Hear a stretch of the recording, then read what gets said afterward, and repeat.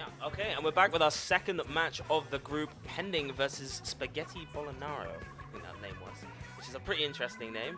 A bit closer? I gotta get a bit closer to the mic, I gotta practically eat it, so if you guys can hear me, I hope you don't mind the accent a bit too much, you know, the British accent. I know a lot of people don't like British people, but I think we're pretty cool, yeah? Yeah.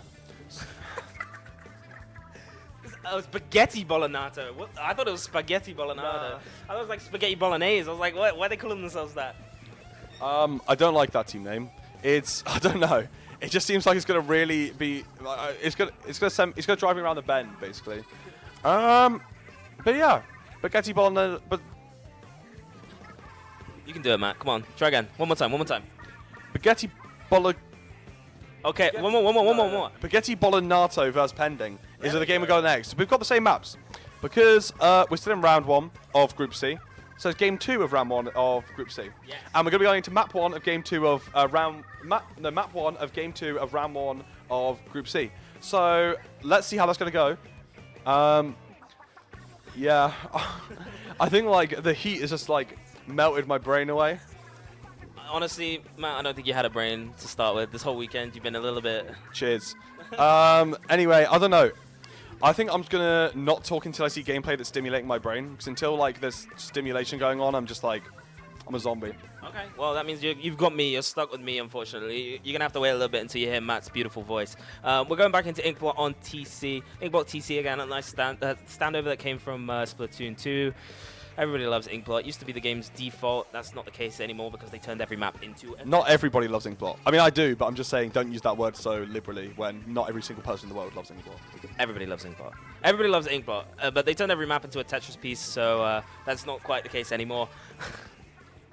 Sometimes I think that Toby is just like the average Twitter opinion. Like, if you just average out everyone's opinion in the world from Twitter, you just get Toby. Anyway, we got these teams here. So, yeah, these are people I know. Mevlingo, Desert, the other one was right. Jamil, Gold Ratio. I don't know who that is in game. And then we got Rocky and the Art Case. And then, of course, got Eric and Akio. So I think this should be a fun game. I'm interested to see the double inkjet on the side of Pending. That's actually going to be a lot of fun to see. And only one from the other side of, well, only one, but still one from the side of Bagetti. So it's going to be interesting to see how that double inkjet plays out here. But unfortunately, the splash shot will be going down early and in the wiper following. So only the Junior and the ballpoint left alive. Junior being forced to move forwards because of that tri-strike. Will try and actually stay alive using this bubble, but now backing out. Does get a bomb pick. So that is going to be nice for Bagetti's defense. Yeah, I mean, I'm looking forward to this game mostly because the unconventional but conventional comps that people bring out here, like, you know, like popular specials but not popular weapons.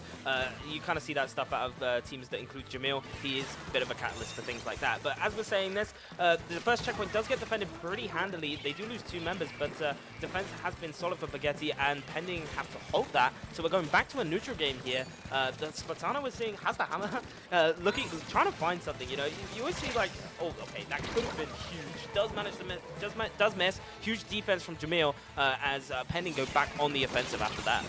Oh, that was a really nice hammer kill, and then pulls out the inkjet and gets a great direct. So really, really nice opening from Jamil to open this up for his team. Actually does get an indirect assist as well. So helping his team a lot here get this push going, and that is going to get Pending on the board. Jamil's going to even then volunteer to ride tower after all his hard work. What a lovely guy. And the rest of the people moving forward, getting a couple more picks, and another inkjet coming out. That's the great thing about double inkjet. You don't just pop them both at the same time. You just cycle them, and it's like you're always fighting an inkjet over and over and over. And now this checkpoint's going to be going down, and Pending have a great situation here. Not only do they have such a strong lead, but they're in a great position to extend it. Another inkjet. The Junior struggling to fight that back. Tower is they're trying to get Tower, but the Tri is doing a really good job of defending here. The bubble does come out, but it's not in the right place here. Eric is not going to be able to get... Oh, as I say that, Eric does manage to take out Gold Ratio. Rocky going forward, takes out the trade. Pending trying to charge. This is exactly like the first game we saw, actually, funny enough. But trying to charge towards that final checkpoint with Bagetti just doing a pretty decent job, like not a great job, but a decent job at holding that line and stopping the progress. Yeah, and right now they're making sure to hold on, but it is looking quite dire as the Dooley is in the mist, getting a lot of distraction, while you have this ballpoint just putting on a bunch of the damage, and now coming out of the inkjet, getting on some damage here, but not quite taking out anyone, but also getting weak to that wiper. The wiper was forced to drop, however, which gets a great situation for Pending to take them out. That's 2 people going down. The tower is being ridden. Crab is going to be hard to stop, but it goes down to 1 point, and they're actually taken out. You say it mirrors the last game, which is straight down to the exact same situation. 1 point, and they're not quite getting the knockout, but look at all these jumps coming in. That's actually really smart, backing out, letting the team come through, and now 4 4 members of Pending are all back on the plat, ready to keep this push going, and they're going to try and get this knockout. You can only thank Jamil for that. Lovely team player that he is. Ran all the way back and hid on the top just to get all of his teammates back in after the crowd was popped and everybody got taken down. The aggression still coming forward. The bubble has been popped on tower by Eric to try and take it back. They're going to have to fight that tower to get it back. But the inkjet, again, another inkjet pop. Brazuka trying to take it down, doesn't quite get the beat on it. It's a bit of a long-range fight, and yes, that's it, the inkjet finding the final mark and managing to clean that up. Again, Pending back on the offensive, looking for to knock out the game.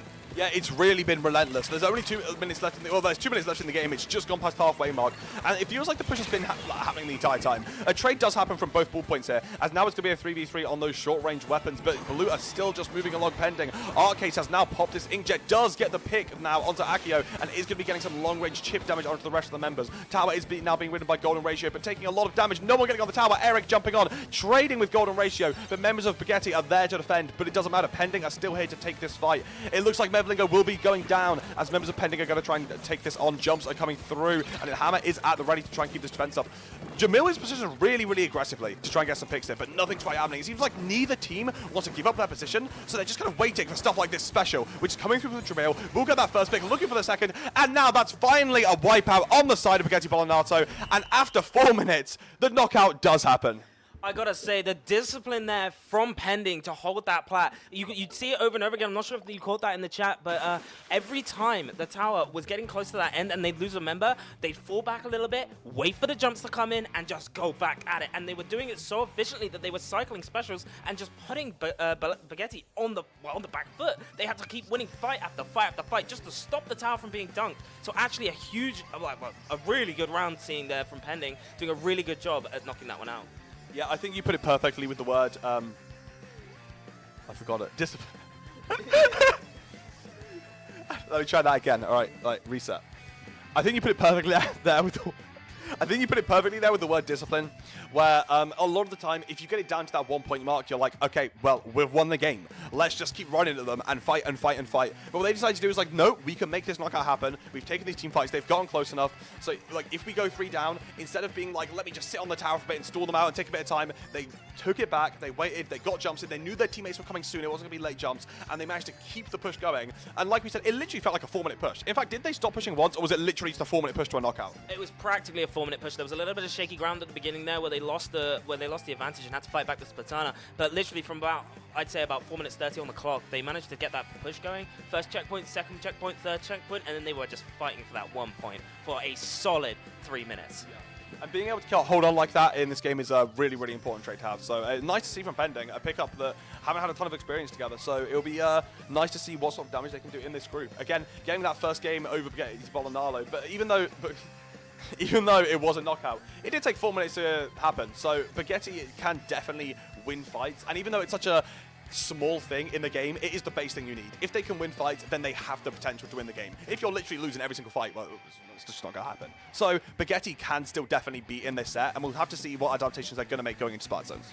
Yeah, I mean, the type of gameplay we saw coming out from Pending was something that was kind of indicative of games like Tower Control, Rainmaker, Clan Blitz, that type of thing, you know, like holding a little bit of distance but coming back in and trying to push that tower a little bit forward. Whereas Splat Zones is a little bit different, you know, the way you're playing that, you're not holding forward all the time. You're playing a little bit back. You're gonna get wiped, you go back in, type thing, or you completely disconnect yourself. So that exact type of gameplay that they were doing that isn't gonna work. And I'm curious as to see if Bagetti have a lot better experience or a lot better here on Splat Zones.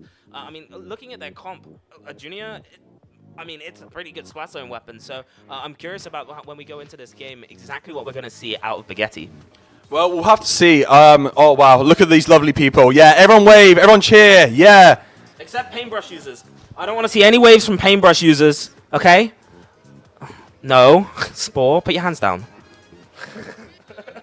Anyway, I lost my... Oh, yeah. I was going to disagree with you. Yeah, so I think that my brain... Frazzled?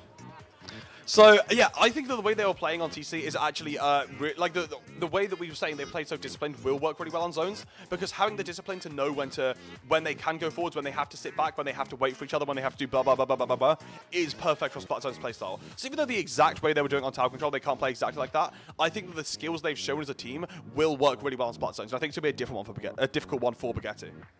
See, Again, like, I don't think you're wrong here, and I'm not going to have an argument with you. I'm not going to have a fight about this. But I'm thinking, like, I'm looking at comps. I'm looking at comps, really. And I think Pending's comp, solid, amazing comp. Really meta, really good. A little bit different, but has the right specials to keep it going. Bagetti seemed a bit more specialized. It seemed a bit more splat zones, you know? It was good paint. It was good control. Look, that's all I'm saying, okay? I'm about to get an earful from Matt here. I can see it coming. It's going to happen. He's having a bit of a giggle right now. There's someone holding a phone outside. Some weird... I think he's a Nintendo UK reporter. I'm not entirely sure, but he's holding a phone outside of our booth and distracting us, so... but still, we're trying to play Manta Maria right now. And we're going to see our game starting soon. I can see... Day 3, part 4. So what we've got... Still. Look, we're trying to have a stream here, guys, okay? The match is about to start in a little bit. We're looking forward to this in just a moment. They're just in the training room, so we're going to get started in a little second. But no, Matt, I wanted to hear your argument. You were going to argue back at me. You completely cut yourself. No, we don't get the time. I didn't. I already made my argument, and then you just said some random stuff. We're going into Splat Zones on Manta Maria. Let's see how this goes. So it looks like we're going to be seeing literally the exact same comp coming out from Bagetti, which is nice to see. Pending are going to be switching it. Oh, wait. Yeah, they are switching up. Revenge is on T-Tech. That wasn't help. Okay, so Revenge is going to go into T-Tech and Rocky's going to go into Doolies. Before it was Rocky playing the T-Tech. And we're going to see something pretty much the same from Bagetti here, like I assumed was going to happen. Jamil also going on to the Heavy Deco, which is an interesting choice here with the Kraken at the moment. Of course, Heavy Deco having the new Kraken set, people kind of undecided on if it's going to be good or not, considering Heavy's position on the map. But with a player like Jamil and the type of disciplined aggression that he does put forward, I can see it being quite troublesome. That being said, 2 going down from Pending really early on here, and zones are going to fall in control of Bagetti. I'm wondering if I was right about this. Bagetti having a great start to the game, and they're going to be pushing up quite aggressively now. Not taking the fight with the Tri-Slash, smart from the Junior. You don't really want to do that, but just instead supporting with the bombs and allowing Desert but not quite doing it. They're just going to be holding mid, but Desert does get taken out by Jamil on the sidelines. Arcase now is on the top, just trying to get some pressure, and will be moving more forwards with these tri-strikes coming out, and it will be everyone now moving up. Jamil going aggressive with this Kraken. Does need to be careful, because once you're out of that mode, you are just a little heavy splatling. But it will at least scare back the members of Bagetti to just try and sit back a little bit, and it will actually mean their ball point is going down. They have 2 specials online, and now with that pick on Rocky, they might be able to get some aggression here, as the Zuka does come out and get a clean pick on Jamil. So this could be Bagetti's chance to get back into the zone and continue getting some points onto the board. Bagetti, they're putting Pending on the back foot here. Rocky having to back out as they do eventually get the zones, and funnily enough, managed to keep the lead. The penalty was enough to hold them off, and oh no, not the crab. Rocky unfortunately losing the crab to the hammer and having to jump out. Although, to be honest, kind of a good call here, as there are 2 members down from Pending, and to be quite, it's quite early on in the game. So you're better off here trying not to let them extend their lead and coming back in to give up just the fewer points. Bagetti, I can't really see from perspective, but Desert going down there, not very good. Yeah, it's not a great situation, and now Pending are going to have a great opportunity to push back in, especially with this cooler. Look how fast that Dooley is moving, now popping the crab tag and getting a lot of ink down. Akio going down. Desert is back, but the members of his team are struggling, as now it's going to be 2 going down, and the members of Pending are going to start getting aggressive. Bagetti being forced all the way back into their street now, and it is going to give a great chance for Pending to build up their specials and regain control of this middle area. It's quite a solid push, but Rocky does actually get taken out, playing a bit too aggressive there, and now it's going to give Bagetti an opportunity to potentially go in, especially with the Tri-Slash following. T-Tech's actually going to go really aggressive and try and make something happen, but another one going down, just leaving Jamil all by his lonesome. And even though Rocky jumps in, it is going to make it difficult despite that pick, unless Jamil pulls off a miracle. But a Kraken can make a miracle happen at any moment. It is going to be chasing down this hammer, trying to get some damage onto it, but it's just disappeared. It's gone all over the place. And now it looks like Bagetti will finally get the solid team fight win they need to keep themselves in this set and in this game. It was a solid effort from Jamil and the T-Tech there trying to go for a hero play, but unfortunately they do lose that one. Bagetti playing that pretty much perfectly. Well, pretty much perfectly how you're supposed to be doing that. Pending now have to basically drum something up to get themselves back in here. They've got the special line for the Tri-Slasher, but that counter, it's getting pretty low. 20 down into the low 20s right now, as Bagetti, they could go down into the 10s here. That would be a huge push for them, and it's going to put, with the way that the clock's looking, it's going to put a lot of pressure on the board for Pending. Especially with this inkjet coming out. There's only 5 points remaining. They've got to get ink down immediately, but 3 people going down. It's just Jamil, and it's over.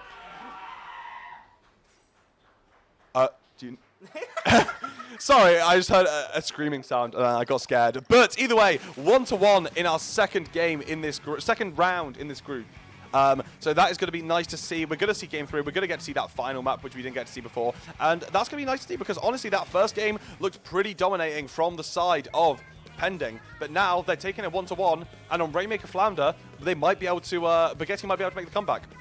Yeah, look, all I'm saying is I was right. Bagetti's comp being a little bit better for the... Look, Matt's shaking his head right now. He doesn't like this. He doesn't like me being right. You're so stupid, it's unreal. The fact that you think the entire game just comes down to what they're picking and it's actually unreal. It's unfathomable, your stupidity. I think I've seen that exact sentence in a tweet longer before. Anyway, we're going into Rainmaker on Flounder Heights at the moment. It can be anybody's game. You know, everybody knows how Rainmaker is. It's an absolute mess sometimes. Disciplined play does usually win out. Which, look, I'm pointing towards Pending for this one. I think Bagetti put a really good effort there on Manta, and they did a really good job to hold that down like that and put Pending on the edge. But the type of gameplay that we saw out of Pending in both of those games lends itself pretty well for a game like Rainmaker, in my opinion. Matt, tell me why I'm wrong. Sorry, I was clocked out.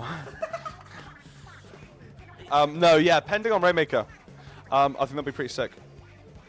Because they play aggressive, and they just kind of keep walking forwards, and that's what you need to do. No, but for real, like, that's actually what you need to do on Rainmaker. Because, okay, let me try this from the top. So, if you play really slow, and you just try to get, like, a sick push, like a really sick push, like you're trying to get a one-push game, and you're like, guys, look how great we are at the game. We're just the best in the world. Then you're an idiot. What you need to do is just keep running forwards over and over again, like brain-dead bunch of like morons, until you eventually get one good push. Because if you make 15 attempts, one of them's got to be good, right?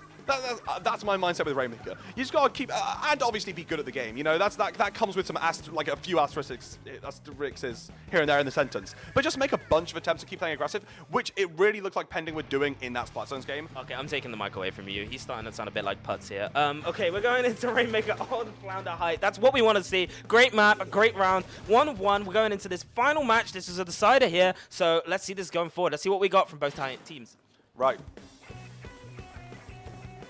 So we've got Tri-Slosher from both sides. Sorry, we've got Tri-Slosher and Ballpoint from both sides. What I'm interested by is the Ballpoint. So obviously it's a really meta weapon right now, but a lot of people straying away from Splatlings on this map. But Mevlingo and Jamil, I both think are pretty Splatling specialists, really comfortable there. So I respect the decision to stay on their comforts. Desert going across really aggressive early, getting that pick onto Jamil, but it will actually end up as a trade. Rocky also aggressive, trying to jump onto this Junior, but a really nice defensive play, being able to hold their own and keep Bagetti into the mid control. And now they're going to be moving forwards early and getting the control they need to. Big Bubble is at the ready as well, but they don't even need it yet to maybe get the first checkpoint. But the T-Tech does go down, probably going to be popping it here. And yep, great big bubble position to try and get onto this checkpoint. That extended range really helping out, and the first checkpoint will be popped. Rocky there to try and get the pick onto Mevlingo, but actually fails right now, as Bagetti going to be able to keep this push up, and the Splatling getting them once again, so they're going to be keeping it up here.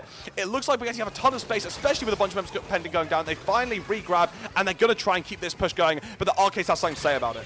Actually, huge aggression from Bagetti. They still got the Rainmaker. He's the only one alive, unfortunately for them. But just going to get a couple more points. 46, decent push. But that first checkpoint's so quick. I just want to highlight the fact that you mentioned that Junior bubble. Absolutely amazing Junior bubble. As you can probably see on the map, it was covered by the big uninkable surface. So you can't even shoot it and it stays up, which gave them pretty much a free checkpoint there. That being said, Pending already going big on the offense. They've got the Inkblot out. They've thrown out the Triceps and a massive pick on Mevlin there. That's massive for them. Arcade's already pushing up. And they're looking for that checkpoint. The Trizook, I love that. The Trizook just scared them to the right, and then the Tri-Slash just jumps out over them. I don't know how coordinated it was, but it worked like a treat. And now Bagetti were able to defend really early, jumping out, nice play, keeping the cooler ready, but will be taken out of the fight here. They do have the Ink Jets at the ready to try and, you know, hit him in the face a little bit. But the cooler's going to assist now to try and get some damage over. But the Tri-Strikes do come out and make some space for Pending. But unfortunately, they don't get anything off it. The T-Tech goes down, tries to move forward, gets taken down. And it's looking really great for Bagetti until the Tri-Slosher goes down. But still, they're in a nice position with the Rainmaker and mid, and honestly, if it goes nowhere, well, they're the ones in the lead. Jamil here already in the back, ready to defend, ready to stop Bagetti from making a bigger push. They're scared. I mean, I would be too. You've lost that podium defense already, and this map can go like 40-2 in like a second if you're not careful. Jamil trying to follow up seemingly like a flank with the Inkjet. Yeah, he's popped the Inkjet. Looking for something big here. Could be massive for the team to manage to get something. Found the others on the wall. Big pick on Desert there. Doesn't get a second, but the Tri-Duke has already been popped from Bagetti. So, I mean, it's gun game basically at the moment. Bagetti need to win all of these duels. All Revenge getting really close to the podium. Might climb up. Eric trying to stop it, but nice assist from Jamil to get it done. And a bunch of us from Bagetti down as well. If they get this instant pop with the tri-strikes, they're now going to be able to move forward and easily get the lead. If they just keep going forward, and they do. Down to 30, potentially getting below. No, they get 30 on the dot, but they can still this push going. Arcade and Rocky is still far forwards, but they do get taken down. It's just Jamil all on his lone, so we're going to be moving back to mid. But a nice lead of 30 with 2 minutes remaining. Although I do think that, you know... Okay, look, Matt's kind of losing his cool here, bro, but what I'm seeing is Bagetti doing an absolutely incredible job here to take back mid so quickly. As we've seen Jamil in the past, he's been very good at holding space for Pending, and that's not been the case, although that is the case now, because Jamil's gone down, and it's Bagetti's opportunity. They do lose the Rainmaker. Desert getting taken down. They're big for them. There's loads of time left on the clock. I'm getting all hyped. There's loads of time left on the clock. There's loads of opportunities, but this is a really close game we're watching right now. Yeah, especially like you said, because Flounder can just go down to 2 in a split second, and there is no checkpoints left. But the tri-strikes are going forwards into about 4 million lines of fire and gets taken out. It is going to be Jamil getting a bunch of damage on as well and taking some pressure, but Rocky is going to be there to support him and try to get some damage out, but does get taken down. So members of Bagetti are going to be in a 4v3 situation. But again, the instant respawns with the call have been great because a bunch of members from Pending have been going down, but they're just back. And now even though Mev's down, it's put Pending in a great situation to keep defending with their number advantage. Arcade gets a trade, but it's now a 3v3 situation, and it's about to go down to below a minute on the clock, and Pending are looking to be in a pretty nice situation, but it could turn in a second with this caller coming out. Yeah, huge caller coming out. Desert getting a massive trade onto Jamil there. 4 up for Bagetti. They have the advantage. They have the location. That Rainmaker, though, it's in kind of an annoying spot. They basically spent a bubble last time to get that pick. 2 go down for the side of Pending. Opportunity here for Bagetti. They're looking towards pushing this forward. They need to get forward now. They need to start making that aggressive play. But the rest of Pending have all spawned back in. Unfortunately, they lose the Rainmaker so early. There's 30 seconds left on the clock. 3 points between each team right now. The Rainmaker's just saying that! No one's going towards it! And oh no, what are you doing? Bagetti manages to run forward to take it down to 25. Everyone was just leaving it in no man's land. No one grabbed it. And it looks like Bagetti were managed to able to take the lead in the last 15 seconds. There isn't much of a chance for Pending to get back in this game. A miracle is going to need to be happening. And it's only the Arcades left alive with this cooler. The Rainmaker does get popped, takes down to 10, goes down to 1, and a knockout in the last 5 seconds of the game. Bagetti Bolonato get a great comeback after getting dominated in their first game and will beat Pending 2-1 in this second game of this group. Honestly, absolutely insane game we watched right now. Pending putting on a clinic in the first game. Look, seemingly looking like they were going to wipe this floor with these guys here, but Bagetti Bolonato actually showing us that they can play the game. They can play well, and actually putting Pending on the back seat there. Very close last game. Rainmaker was looking good from both teams right until the end. Massive play, massive play. Yeah, I wanna look at that replay. Like, I want to get the replay code and analyze that like later, because there was just like a 5-second window where the Rainmaker was popped and it was just like sitting there, and 8 people were just staring at the Rainmaker and all too scared to move into fire. But one of the members of Bagetti took the initiative, because like I said, sometimes you just gotta run for it and you've got to take it, because sometimes Inklings are bulkier than you think. Inklings are bulkier and faster than you think. And you just move forwards a bit and you get those 5 points, and that's all you need to win the game. And it was really good initiative from the player that did grab the Rainmaker and take it. Because once they got the lead, it put Pending all over the place. Like, if they didn't get the lead, even if they had another push, they might have not got it another time. So great job from Bagetti, taking it 2-1 after, again, getting destroyed in the first game. They took it back great in a dominating fashion. Yeah, absolutely massive. Well, it was a great match to watch. I'm going to take the mic away from Putz for now, as I think we're going to go towards a break really quickly while the other team set up for our next round. I'm just trying. All right, we'll see you in a bit.